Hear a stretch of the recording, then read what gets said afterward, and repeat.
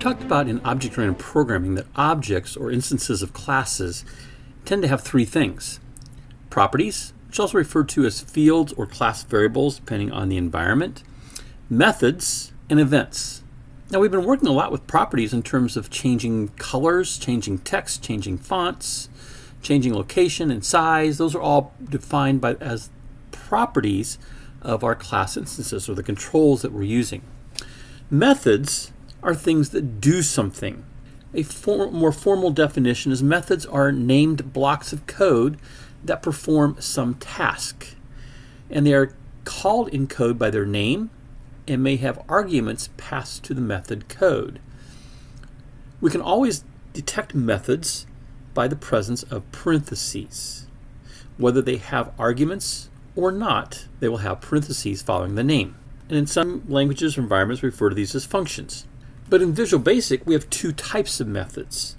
We have functions, which return a value, and we have sub-procedures that do something with no value being returned. In other languages, such as C, C++, and C#, these are referred to as void functions because they don't return anything. What they return is void. Now, the reality is we've been using functions and sub-procedures all along in this course. So with functions, we've used things like cint to convert text to an integer. Again, notice the parentheses after cint, and inside the parentheses is the argument of what we want to convert, in this case txt num1.text. We could also take a numeric value and convert it to a string. We've used messagebox.show, in which we're providing information to present a dialog box to the user.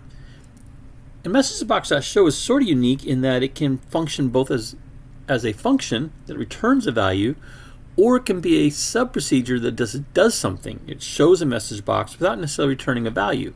Although in reality that value is captured, it's just not placed into a variable. Like on the left where dr is getting the value of the button that was clicked in the message box. We've used toUpper and toLower and trim and a whole bunch of other string methods, along with index of, where we can have two arguments of what we're looking for and where we want to start looking in a string. For the back color, we've had named colors we can use. We've also seen we can use from ARGB and pass it the alpha, red, green, and blue channels. And this color here, FFCF7F00, is the South Mountain orange. And then we've used the random class and created an instance of the random class and used its .next method to generate an integer between 0 and whatever value is in the parentheses. And that value is exclusive. For sub-procedures, we've been using event handlers all along. Those are actually sub-procedures, kind of a special sub-procedure in that they're handling some event, but they are defined as a sub-procedure. Functions that don't return any value, but they do something. So txt output.clear clears the text of the text box. We've already talked about messagebox.show. We can show a dialog box. And then we can use the focus method to place the cursor or make it control the active control. But this lesson really is on creating our own functions and sub-procedures. Now some refer to these just as procedures, some refer to them as sub-procedures. I've also seen sub-procedures as one word. But why is this important? Well, it modularizes our code. And that makes our code much more manageable. We don't have a huge block of code if we're using functions and sub-procedures. It's not unusual to have a program that may be several thousand lines of code. You don't want that all in one method. You want to split that up amongst multiple methods. So it makes our code more manageable. It also reduces duplicated code. So if there's a series of statements that occur in several different event handlers, we can reduce that code by having it call a function that contains that code. Functions and sub-procedures, when they're called, are sort of like taking a detour. We're executing our code, and then we're going to detour and execute the code of a function or sub-procedure and come back. In terms of reducing our duplicated code, here we have two event handlers. They're both basically doing the same thing. The only difference is that one is using the text from txt phrase 1 and one's using the text from txt phrase 2. But the procedure, what's happening, which is reversing the text and skipping every other character and placing that in LBL checksum.text. There are several lines that are repeated there. Well, I can rewrite that with each of those sub-procedures, with each of those event handlers calling my algorithm and passing it the text that we want to work with. So txt phrase 1 is our argument for my algorithm in the first one, and txt phrase 2 is our argument in the second one. And both of those values go into the parameter of my text for my algorithm. And it's going to take that text and again reverse it and skip every other letter. And breaking up our code into smaller pieces makes it easier to debug. Then another advantage is team collaboration. In this industry, you most likely work in a team or a team environment, maybe on a huge project. And a project may last several weeks or several months, involve many different programmers. Here we have an event handler, and it does several processes, but each one is referenced as procedure A, procedure B, and procedure C, calling 3 different sub-procedures. And maybe procedure A is 1,000 lines of code, and procedure B is 1,100 lines of code, and procedure C is 1,200 lines of code. That'd be a lot of code for a single procedure. But by modularizing it, it makes it much more manageable. And more importantly, in a team environment, we could task different teams with writing each procedure. So that reduces the time in developing this, as there are now 3 teams working simultaneously on different pieces of code and using their expertise for each of these different procedures. We can also take those sub-procedures and reuse them in other projects.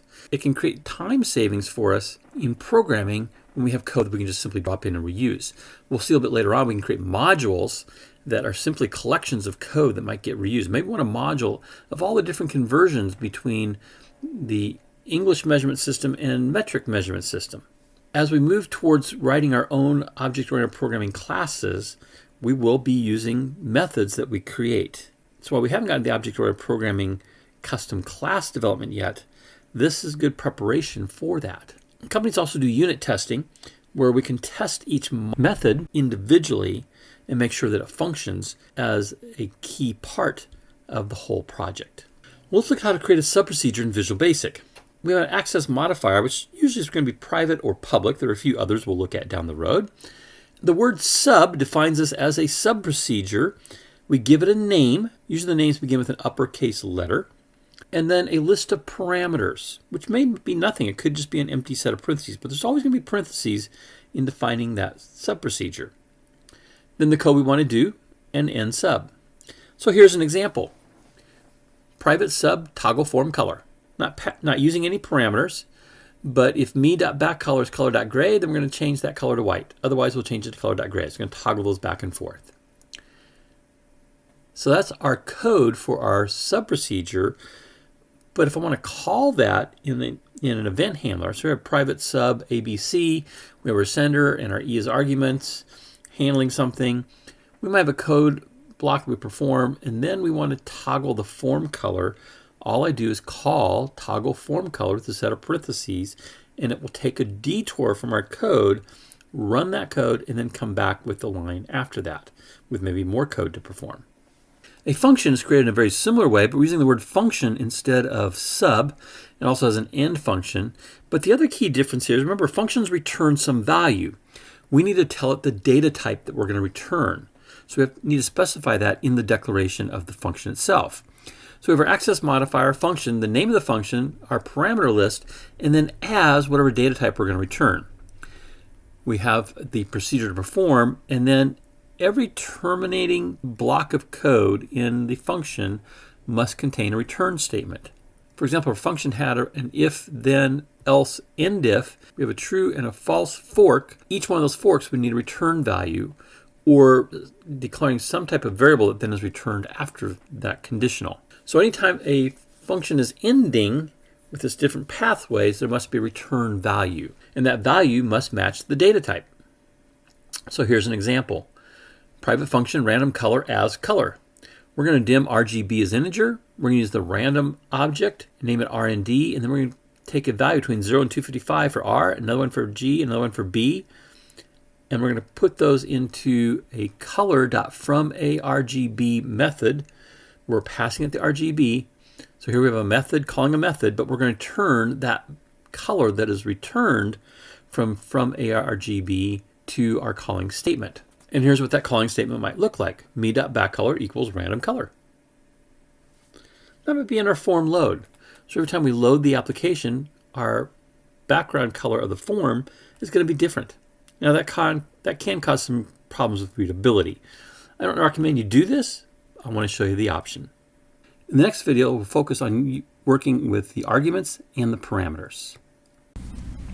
If you just jumped into this video, you can see all the videos from the Programming Practicum playlist by clicking on the image in the lower right. And if you'd like to be alerted to future videos I create, you can click my picture in the top right to subscribe to the channel.